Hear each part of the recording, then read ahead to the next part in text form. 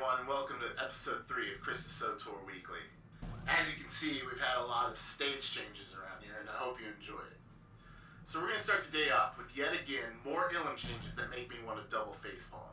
So the patch tells us that players are now notified when they kill somebody and they don't receive any valor or credit for it due to rate limits. Seems pretty harmless. You shouldn't be able to kill the same guy over and over again and get a bunch of valor for it. Makes sense, right? So I head to Ilum, start killing people, and everything's going fine. So I see the red message coming across my screen saying so-and-so has been killed recently and you won't receive any valor for it. No problem. But what's this? A new message saying just no valor gained. Over and over. 10 minutes later, I haven't gotten any more valor and no credits for the kills for my quest. I can't believe this is happening again. But wait, there's hope. People are saying if you just die, you can start getting valor again. Okay, so this is some kind of bug, right? Just die when it happens and everything will be alright. Shouldn't happen very often, but no. Doesn't seem like there's going to be a fix for this coming anytime soon. From what I can find, this is working as intended. And it gets worse. Once you hit some type of valor cap, you have to die every 4 or 5 times you kill somebody to start getting valor again. So pretty much what they've done is forced you to start kill trading in Ilum. They just can't get this place right, and it gets worse and worse as time goes on. Now, I have no problem with a valor cap in Ilum. They probably should have done it a long time ago. But just let us hit the cap and be done for the day. Don't force us to kill ourselves over and over again just to get the quests done. This makes no sense to me at all. Are they just too stubborn to do what they know they have to do eventually to fix this place? Make a schedule and limit the amount of players per Ilum. I personally don't see any other way to not make this place a joke. And this no valor gain system is the worst joke of them all. And to add another kick in the balls, this system punishes the faction that is winning in Ilum. Because once you force your opponents to their base or their spawn, and they have to die to reset their valor, it's just a short walk back to the action. But the winning faction has to travel a lot further to get back to it after suicide. It just seems like they didn't think this out at all, and that's very disappointing. But I do still have hope. Hope that someday they'll figure this place out. And hope that in the meantime they at least stop making it worse. So let's talk about the public test server and why nobody uses it. So last week I made a statement saying that if they had posted a poll on the global cooldown changes on the public test server forums before it went live, they would have saved themselves some time. Well, a developer was quoted saying this week that if more people had used the public test server to test the changes, they may have been able to get the right changes made to that system before it went live.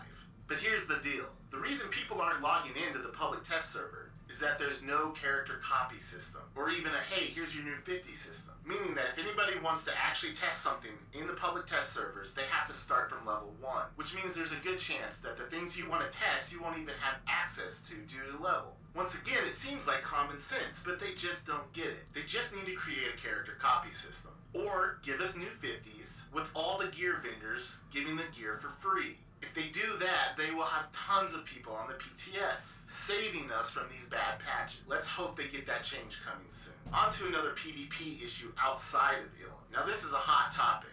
Warzone deserters. Should they get a debuff or not? With patch 1.2, among many other PvP changes, they will be removing the reliance on daily quests to gear up, and therefore increasing the value of accommodations and valor you get for completing war zones. So if you quit, it's going to take you longer to get your gear. Now, I personally like this change more than a straight deserter buff. Everybody's been in one of those games where you know your team's just not going to pull it off, and you don't want to have your ass whooped for 10 minutes. I agree that ditching a game like that should hurt, but it should not prevent you from joining another game for a fixed time. Now, last week I said I'd have a discussion about the pros and cons of add-ons and macros in this week's episode, but I've decided to wait for patch 1.2 and see how well they do on their UI customization system before I weigh in on this. On to some good news. Looks like Swtor will be opening up to some new markets next month, one of which is Hong Kong. This will be a good way to see how well Swtor will do in some of the largest MMO markets in the world, with something like 75% of Swtor's closest competitors' subscription base coming from Asian markets. Adding Swtor to Hong Kong will give us an idea how far this game can reach, with enough time and some more markets in Asia. I can't wait to see how this plays out. Well, it looks like Drew Karpashian, senior writer for Swtor, the author of the Darth Bane books, 3 Mass Effect novels, and the recent Darth Raven novel has left BioWare. This is potentially a huge blow to BioWare's writing quality. Let's hope his departure won't lessen the quality of stories to come in the future. But I do wish him luck. I've read most of his books. Now, it looks like he's going to keep writing Star Wars books, but he'll be doing it on a contract level instead of a payroll level, which will give him more time to start working on some other projects he has in mind. Okay, let's talk up-and-coming patch notes. For operations, KoA will no longer lose threat whenever he puts somebody in Mine Trap. The G4B3 Heavy Fabricator's health will be lowered in normal mode. This is a very welcome change considering the hard mode was easier than the normal mode. For vendors, the Show Usable option now properly filters to show only equipable items. This is very nice considering those options have been useless until now. In PvP, it seems the Eastern turret in Alderaan will no longer fire twice in some circumstances. Those circumstances being if the Imperials capture it first, proving the rumors that sometimes the Imperials have it a little bit easier in Warzone, while also disproving that BioWare intended it that way. They also fixed an exploit that allowed players to bring additional players into Warzone. While this imbalance may still happen sometimes, it won't be able to be triggered by the players themselves. And it looks like the customizations for the UI's global cooldown changes will go into effect this next patch. Those are the highlights as I see them. Okay, now we're going to move on to the weekly Q&A the developers give us. Before I go into it, I'm just going to say that it really seems like they're listening to us, because in this Q&A, they answered a lot of little questions a lot of people have had for a long time.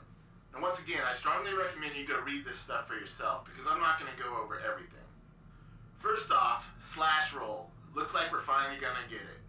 I don't really know why it wasn't there to begin with. It makes everything a lot easier, but I'm glad it's coming. And guess what? We're going to be able to show or hide our companions' headgear. No longer do they have to look like idiots. Also, Force-using characters will also be able to pull up or down their hoods, so no longer they have to look like idiots. And they're not really giving any specifics, but apparently they're going to be doing a lot of work on the Galactic Trade Network. And we all know it needs it. And here's one I find really cool. Looks like at some point we're going to be able to use our smartphones to do crew skills. Now I'm hoping this isn't going to cost extra money, but it probably will. Oh, and RPers rejoice. Chat bubbles seem to be coming at some point. Players will be getting the option to vote kick AFKers in war zones. Again, these are just the highlights as I see them, and I encourage you to go read it for yourself. Well, that's going to be all for this week. Come check out our website at knightsofashla.com and check me out next week. My guild also live streams from time to time, and a schedule will be going up there soon. Until next week, good luck and have fun.